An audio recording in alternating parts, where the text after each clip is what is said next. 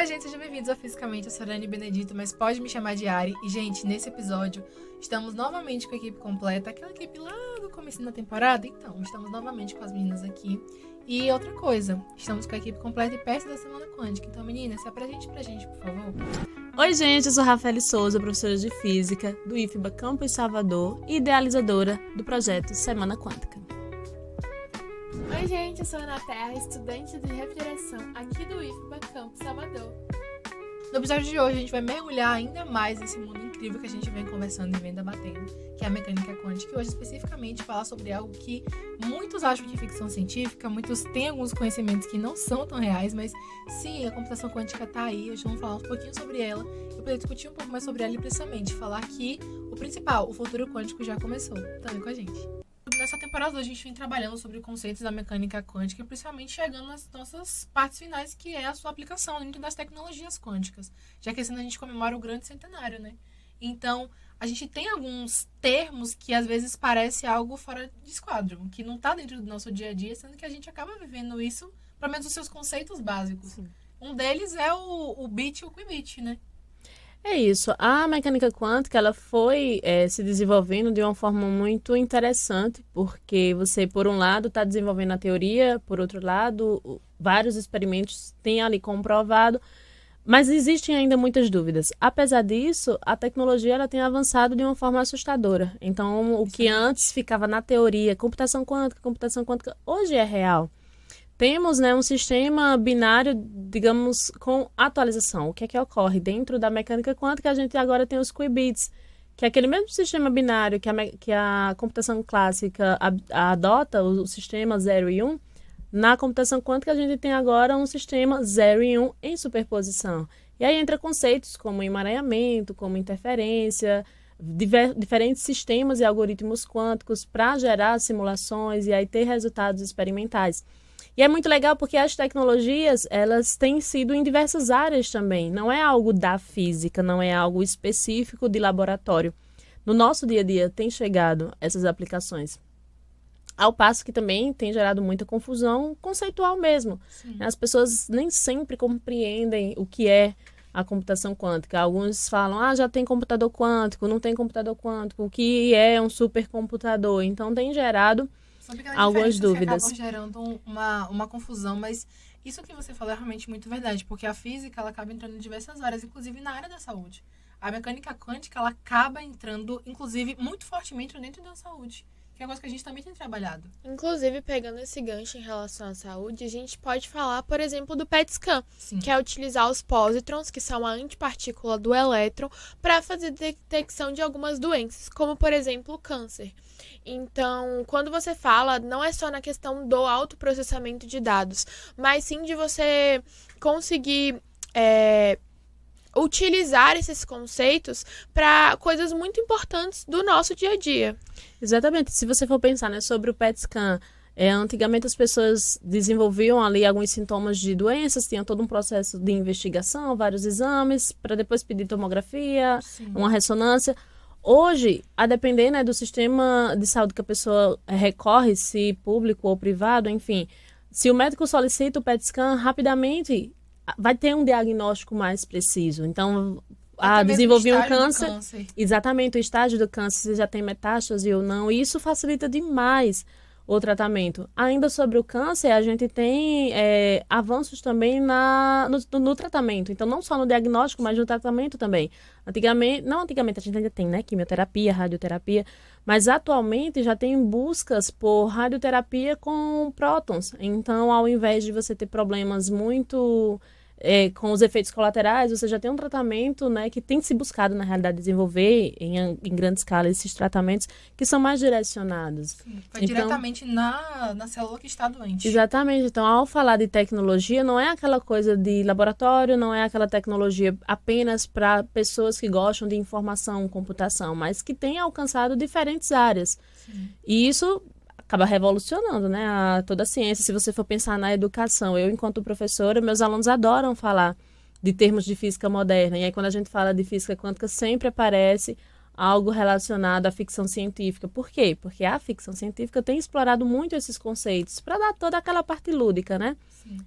O filme Homem-Formiga, o Superman, aquele outro, o Homem-Aranha. Às vezes eu nem conheço, às vezes eu nem assisto, mas eles trazem seriados. Aí tem Dark, eu já vi desenhos também que falam. Então... Rick e Morty, inclusive, que teve um episódio que a gente não sabia quem era Rick e quem era Morty e colocaram aqui pra gente falando. Que também fala sobre isso. Mas não somente isso, a gente também tem aplicações no nosso dia a dia, como, por exemplo, a criptografia quântica, que vai entrar também dentro da segurança que a gente tem das nossas informações. E aí a gente vê, né, vários avanços significativos no ramo quântico. Vários países, eles têm investido nessas tecnologias, né, nessa busca por compreender o universo quântico. Aqui na Bahia, a gente tem o Senai Cimatec, que tem desenvolvido vários experimentos com simuladores quânticos, a partir do desenvolvimento dos algoritmos, da compreensão do que são esses qubits. Por todo o mundo, a gente vê desenvolvimentos em termos da criptografia quântica. Então, você tem sistemas emaranhados, você tem a comunicação independente da distância, tem resultados de problemas muito rápido. Então, algo que poderia demorar anos, você tem um resultado em horas, em minutos. Isso tudo tem acelerado o conhecimento e, consequentemente, tem trazido resultados positivos na maioria das vezes. Sim, e uma das coisas que a gente acaba não ficando claro sobre a diferença da computação quântica para a clássica é porque a quântica ela vai processar a informação uma de cada vez. Então, as coisas acabam demorando muito mais para serem processadas. Já a computação quântica, o processamento de informação quântica, ela consegue desenvolver o pensamento, digamos assim, colocando nesses termos, e processar aquela informação mais de uma por vez. Então, o processamento que antes levava décadas para serem processadas, agora leva minutos, horas, assim como a gente falou no último episódio.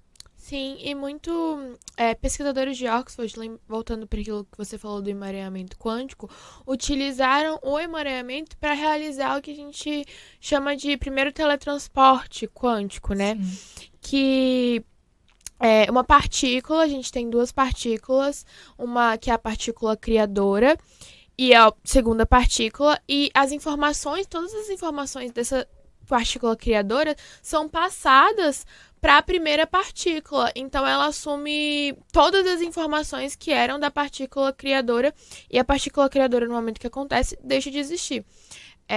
Muito se fala, né, até falando sobre os seriados que utilizam, um pouco para justificar, porque a gente sempre falou de teletransporte, sempre falou disso, e aí você traz a quântica para tentar justificar a existência disso. Só que é importante ressaltar que nesse estudo eles deixam bem claro que não se sabe ainda se a gente vai ter o teletransporte mesmo da matéria em grande escala. As coisas ainda estão se desenvolvendo, mas já é um grande avanço. Se você for pensar, né, todos os dias tem algo novo sendo descoberto em relação à física quântica. E essa discussão sobre o teletransporte é muito engraçado, porque desde Star Trek, os primeiros episódios já tinha essa coisa do teletransporte. Então, Star Trek é de 1970. Um pouquinho antes de 1970, mas desde lá já começou a se falar sobre Exatamente, isso. Os atores, né, iniciais, aqueles... lá no início mesmo, em 1970, já... Vocês são o nome do que faz Capitão Kirk, mas os que eram os principais. Eu sou uma nerd muito pseudo-nerd, gente, porque eu não assisto, já assisti toda a saga de Star Wars, mas Star Trek não. Mas esse exemplo eu sei dar porque quando eu estava estudando emaranhamento, eu precisava de algo para levar para os alunos como exemplo, emaranhamento, teletransporte. E o que a Ana falou me lembrou de essa questão da matéria. Uma coisa é você fazer o teletransporte de partículas subatômicas, a escala é muito pequena, da ordem de menos 16 a menos 24, então é realmente muito pequeno. Já, aí você lembra, né, da constante de Planck, que é menos 34 a ordem de grandeza. Então assim, não é palpável de forma alguma. Aí imagine fazer o teletransporte de um dos personagens, como é mesmo o nome do moço? Um deles lá, qualquer. Spock, por exemplo, Pronto, Spock. Ele, no mínimo, vamos supor que ele teria 80 quilos. 70, né? Que ele era magrinho. Enfim. Mas ele era grande, então... Aí você fazer o teletransporte de matéria seria... Hoje a gente não tem a tecnologia, a gente tem a compreensão do que é necessário para fazer o teletransporte. na quântica a gente tem a compreensão do que ocorre pós esse teletransporte. Mas, de uma forma objetiva, para teletransportar a matéria, você precisaria de muita energia. E aí a gente não dispõe dessa tecnologia. O que não impede que esses estudos tenham avançado. Acho que algo que a gente tem feito também no projeto é buscar essas informações e apresentar, né, com uma releitura para as pessoas. Então, hoje a gente tem buscado, né, o que tem de novo dentro da física quântica? E tem muita coisa. São muitos estudos em diferentes instituições de ensino por todo o mundo. De fato, tem se buscado a compreensão e a aplicabilidade desse conhecimento. Mas essas coisas, assim, no mundo macro, não funciona. Até mesmo porque o qubit em si, ele é extremamente sensível.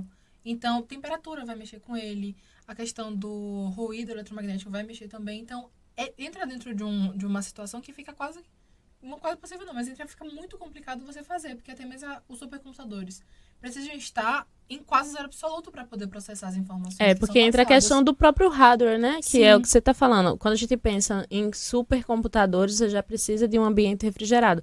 Mas se a gente for pensar em um computador quântico propriamente dito, aí sim vem uma questão assim, de ambientes extremamente controlados. Sim. E aí vem você pensar em um estúdio, tal como a gente está nesse momento, mas não é apenas uma barreira para o som. Você tem que ter uma barreira para todo tipo de ruído, para que não interfira em um determinado experimento que esteja ali rodando, sendo processado. Até porque o custo disso é muito alto. Aí imagine, né? O processamento é rápido, certo? Estou rodando um algoritmo, o resultado dele vai ser em menos tempo do que se fosse no computador clássico. Mas se esse experimento dá errado, você vai ter um prejuízo financeiro. Então, é a gente pensar que isso também se aplica em aceleradores de partícula, né? Que já é mais compreensível para algumas pessoas. Então, se você está lá no CERN rodando um experimento para o LHC, vai no Atlas, SMS... Então, vai ter uma necessidade que aquele experimento rode até o seu fim para que tenha o resultado experimental esperado no sentido de ter o resultado. Às vezes, os resultados, né, experimentais, eles são contrários ao que a gente espera. Mas, no fim, a gente precisa que dê tudo certo. Sim. Então, dentro da física quântica tem esses desafios técnicos também, né? A gente fala tecnologia, mas para desenvolver tecnologia a gente também tem que superar obstáculos técnicos, como essa questão que a Ana acabou trazendo, né? Que eu lembrei de teletransportar matéria em grande quantidade. Nesse momento não teria como. Não é nem que seja viável, seria ótimo. Imagina, eu tô aqui, sou da Paraíba. Tô com saudade da minha mãe, vou lá. Seria perfeito, então seria muito viável. Mas a gente não tem o recurso para. Porque até mesmo a construção de um computador quântico é muito, muito custoso, porque não é só um ambiente controlado, não é só as placas necessárias, não é só fazer a parte da informação e também do processamento da informação. Tem todo um conjunto que fazer isso, até mesmo empresas privadas, que são grandes empresas, encontram dificuldades para poder processar, porque é algo extremamente delicado. Tem como você pegar aqui no computador clássico, que você consegue montar e desenvolver ele tranquilamente. Por exemplo, um computador muito bom, muito forte, que roda qualquer coisa. Não é o mesmo processo. Aí é muito mais caro, é muito mais delicado, é muito mais sensível até mesmo para poder fazer esse processo e a informação ali gerada ser realmente verídica. Qualquer intemperismo vai acabar atrapalhando, como o Rafael falou, o processamento dessas informações, o resultado final que a gente vai ter. Então, é importante realmente ter cuidado e são sistemas extremamente controlados, né? É isso, eu acho que se a gente for pensar, né? Isolando a computação quântica, tem vários desafios. Se você for pensar na criptografia, dentro de suas caixinhas, né? Também tem tido avanços, mas ainda está muito numa fase experimental, embora que tenha resultados positivos. Se a gente for pensar na distribuição disso para a sociedade, vai chegando aos poucos, né? A gente esbarra em questão de financiamento, a gente esbarra em interesses políticos e econômicos, tal como a ciência ela acabou avançando ao longo dos séculos. Então, nesses últimos 100 anos, a gente tem vivido um avanço muito rápido, porque surge a teoria e muito rapidamente vem a aplicação também. Então, dentro de 100 anos, né, que é o que a gente está celebrando esse ano, Ano Internacional das Tecnologias Quânticas, a gente teve muitos avanços. Claro que ainda assim tem muitas coisas, assim, muitas lacunas a serem fechadas. Mas isso a sociedade já viveu. Então, algumas coisas é como se a gente estivesse repetindo alguns tipos de padrões em termos de sociedade. Porque a gente viu isso também, né? E aí na história a gente tem acesso na Revolução Industrial. Você percebe que houve o desenvolvimento da teoria, mas muito mais rápido o desenvolvimento de máquinas térmicas. Então, hoje, não é um obstáculo a não compreensão em sua totalidade da mecânica quântica. Vai de interesse. Eu tenho um interesse em compreender mais um determinado sistema. Então, você vai, estuda e pode compreender. Ao passo que outros já estão mais avançados, desenvolvendo experimentos. Então, essa discussão sobre a viabilidade, sobre a aplicabilidade da computação quântica, ela se aplica a outras esferas também. Sim. Seja na indústria, na área da saúde, na área da educação, na área de laboratórios. A computação quântica, ela está se fazendo presente de diferentes formas. É porque, normalmente, uma das visões que eu tinha logo no começo era que a computação quântica, mas não só a computação quântica, mas as tecnologias quânticas, elas vão se limitar à física, a laboratório, a processamento de informação, a alguns computadores, a esse tipo de nicho. Mas quando você começa a ter uma percepção de que, por exemplo, como a Ana falou sobre o PET scan, ele abre para diversas áreas, porque a física ela é aquela amiga pentelha, ela vai estar em todo lugar.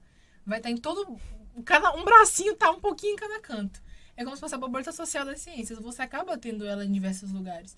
Inclusive, na área da saúde, a área da segurança, como a gente falou na questão da criptografia quântica, na parte da informação, da comunicação também, ela vai estar presente. Inclusive, é algo do nosso dia a dia, que é, por exemplo, as IAs. A gente também tem conceitos que vão estar presentes das IAs e também a informação quântica ou computação quântica, ela vai ajudar nesse processamento para que cada vez mais as IAs elas possam ser ainda mais úteis para o nosso dia a dia.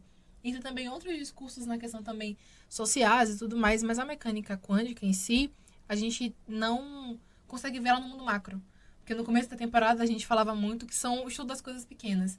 Não são só o estudo das coisas pequenas, são o estudo de um mundo novo, um mundo diferente, que vai, como a gente já falou diversas vezes, vão ter novos postulados, novas leis, novas coisas que vão reger, mas que vão, querendo ou não querendo, transformar. E aí que a gente entra na parte da física quântica já está no nosso futuro. É o nosso presente, está perto do nosso presente, mas que vai estar no nosso futuro. O futuro quântico já começou. Então a gente começa a ver que essas pequenas tecnologias, elas têm desenvolvido cada vez mais, como você disse antes. E ainda acrescento algo que a gente falou no último episódio, que eu falei com o professor Osvaldo, que é que a gente não tem noção do quanto pode chegar. A gente imagina e especula coisas que a gente quer alcançar. Mas se você parar para pensar, em 1970, quando Star Trek foi lançado e tinha aquele transporte onde a matéria era desfeita e era rematerializada em outro lugar. Era algo, meu Deus, que revolucionário, que diferente. Hoje em dia, como a Ana falou, a gente já tem entendimento para poder fazer isso. Lógico que a nível macro não vai ser feito ainda. Mas a ciência necessária, o conhecimento necessário já consegue ser feito. Por quê? Evolução. Então, a gente sabe os conceitos básicos ali e tal. Mas a gente não tem, a gente almeja, a gente tem algumas noções de quando e aonde pode se chegar, mas não se pode dizer aonde realmente vai chegar, porque é um mundo novo. Então é como se a gente tivesse, é que nem um bebê pequeno, tá descobrindo um mundo novo, a gente não sabe o quão longe essa criança pode chegar. Então a mecânica quântica, com 100 anos, comparado assim a outras ciências, é pouco tempo, mas para tão pouco tempo tem avançado demais. E acho que não vai parar tão cedo, não vai parar, não tão cedo, não vai parar nunca de evoluir. É porque acaba que a gente esbarra no interesse de cada instituição, né? Porque as pesquisas, elas vão surgindo a priori em universidades. Então, a depender de um determinado grupo de pesquisa, a depender do interesse de pesquisa daquele grupo, ou de um edital de financiamento, isso falando nos modos de como a ciência é feita hoje. Aí é que surge, né, o recurso para executar aquela determinada pesquisa. Então, as instituições, pelo menos falando, né, na realidade brasileira, elas não têm tanto dinheiro como já houve em outros períodos. Então, o dinheiro é pouco, vamos aplicar em quê? Naquela pesquisa que pode trazer um resultado ou naquela que vai trazer um resultado? Então, por existir algumas incertezas em relação à física quântica, devido à complexidade e, por exemplo, a construção de um computador quântico ser caríssimo, não necessariamente tem tantos investimentos. Sim. O que não impede que algumas empresas elas investam no desenvolvimento de tecnologia, né? Não à toa a gente tem tantos smartphones, um melhor que outros, computadores, câmeras. Cada vez mais o processamento dele sendo mais acelerado. Exatamente. Então, assim, a nanotecnologia que acaba também tendo essa, digamos, não seria o termo adequado, parceria, mas está ali próximo, né? O conhecimento da nanotecnologia, o desenvolvimento está ali próximo também dentro da física moderna, da física quântica. Ela tem avançado assustadoramente. Então, a gente hoje tem cada vez mais sistemas otimizados, né? E isso falando em termos de hardware mesmo. Sim. A gente pode comprar um celular super tecnológico, independente da marca, ele vai ser, né, um celular muito bom. Ao contrário do que a gente tinha na década nos anos 2000, né? O início dos anos 2000, a gente tinha uma internet lenta, a gente tinha ainda, dependendo de escada, se não me engano. De internet de escada. E hoje não. Hoje é fibra ótica, sinal 5G, e isso tudo vai bebendo de conceitos da física. Sim. E aí, como eu falei, esse futuro quântico no sentido de, daqui a 10 anos como é que vai estar? Realmente é incerto porque depende dos interesses. Mas hoje a gente já aproveita muito do desenvolvimento da física quântica. Então, essa questão das aplicações da física quântica é mais uma questão de quando e não se. A gente já tem muitas questões em muitas áreas, energia, saúde, como você falou, criptografia, computação. E tudo isso está sendo cada dia mais estudado, né? E é um assunto muito interessante que desperta a curiosidade de muitas pessoas. Não à toa as pessoas vão atrás e vão estudar. E até me colocando nesse meu lugar de estudante de ensino médio, porque é um constante aprendizado, né? Porque na escola a gente só aprende, se eu não me engano, até o que foi descoberto até 1960, que é até exatamente quando começam as principais aplicações da mecânica quântica. Exato. Então, é um conceito que você não vai ver na escola. Então, mas querendo ou não, te desperta a curiosidade. Então, você vai atrás, você vai estudar. Te incita a estudar mais. Te incita a estudar mais. Então, é muito importante, é exatamente por isso que a quarta semana quântica tá chegando, né? É verdade. Eu acho que o que você falou, né? Que na escola a gente não vê. Na realidade, o que eu percebo, e aí depende de vários contextos, né? Os professores têm tentado cada vez mais aproximar esse conteúdo dos estudantes. E, de fato, a gente percebe que as pessoas estão sedentas por conhecimento, assim como sempre foi. Eu acho que a curiosidade humana, ela é inerente de todas as pessoas. Independente do que você goste, você vai ser uma pessoa curiosa. E aí, aquelas pessoas que gostam um pouco mais de ciência, um pouco mais de tecnologia, que gostam dessa coisa de saber o novo, de estar atualizado em termos de sociedade, vão se atrair para esses temas. Então, esses espaços como o podcast, como as redes sociais, como o próprio evento, né, da Semana Quântica, eles são importantes porque eles conseguem alcançar essas várias pessoas. Diferente do que a gente percebe, né? Eu, enquanto pesquisadora, escrever um artigo, eu vou tentar escrever dentro de um padrão acadêmico, né, para uma revista, da forma como é aceito naquela revista. Já nesses eventos, não, a gente vai ter uma linguagem mais próxima da sociedade. E aí, por isso que é interessante a participação, porque você vai ter acesso a conteúdos que são complexos, mas com uma linguagem acessível a todo mundo. Então, a quarta semana quântica vai acontecer em setembro, está quase chegando. Se você ainda não se inscreveu, se inscreva. Nós temos a presença, né, nas redes sociais também, no Física Contextualizada, no Fisicamente. Sim. Temos canal no YouTube, onde está sendo veiculado esse podcast. No Spotify também. No Spotify. Então, assim, a nossa presença nas redes sociais, elas são importantes, mas tudo isso culmina presencialmente no Instituto Federal, no Campus Salvador, onde vai acontecer a quarta semana quântica. E a gente realmente espera que tenha pessoas não acadêmicas, pessoas não necessariamente vinculadas a uma instituição de ensino, mas pessoas que tenham curiosidade sobre a física quântica, porque algo que já foi falado hoje aqui é que faz parte do nosso presente e também do nosso futuro. E eu acho que, para além de tudo isso, é importante pensar que ter uma noção mínima da ciência, do conhecimento científico, é muito importante para você também não cair em práticas charlatãs, que foi algo falado lá no início. Se não me engano, no segundo ou terceiro episódio. Dos episódios do podcast. Porque a gente vê que nem todo mundo sabe o que é quântico. Então, vamos colocar um termo quântico que vai ficar interessante, vai ficar atrativo. E aí, às vezes, as pessoas pagam muito mais caro, são lesados financeiramente por conta de um termo que, se tivesse acesso à informação, talvez, né, teria um pouco mais de clareza para ter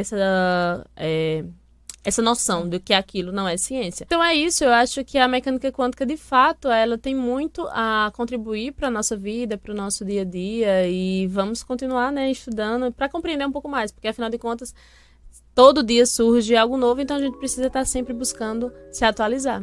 Sim. É isso, galera.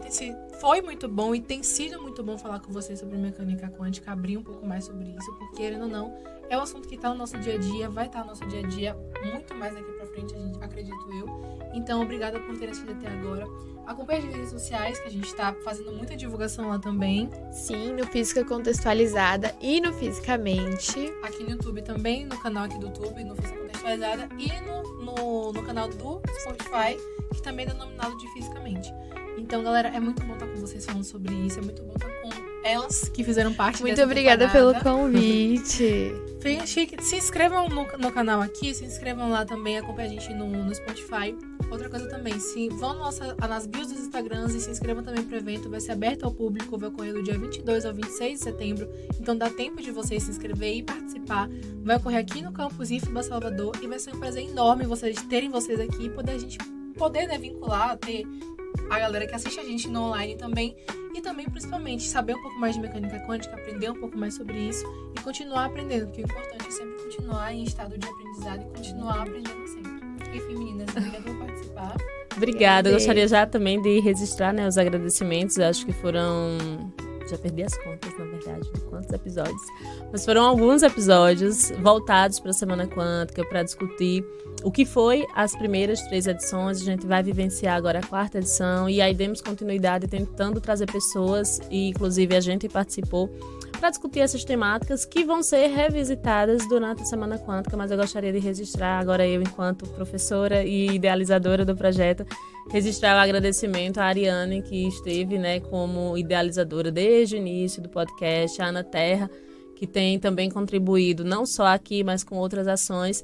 E agradecer ao Instituto Federal da Bahia, Campus Salvador, por nos proporcionar esse espaço para o podcast. Foi uma parceria muito importante, porque a gente iria fazer, mas em outro formato. Ter o espaço foi bastante relevante para a gente, então muito obrigada. E a gente espera vocês presencialmente aqui. Durante a semana terão outros conteúdos também que serão divulgados, mas participem presencialmente, porque está muito legal. Vão à nossa playlist, assistam os outros episódios. Foi um prazer estar com vocês e até semana quântica. Tchau!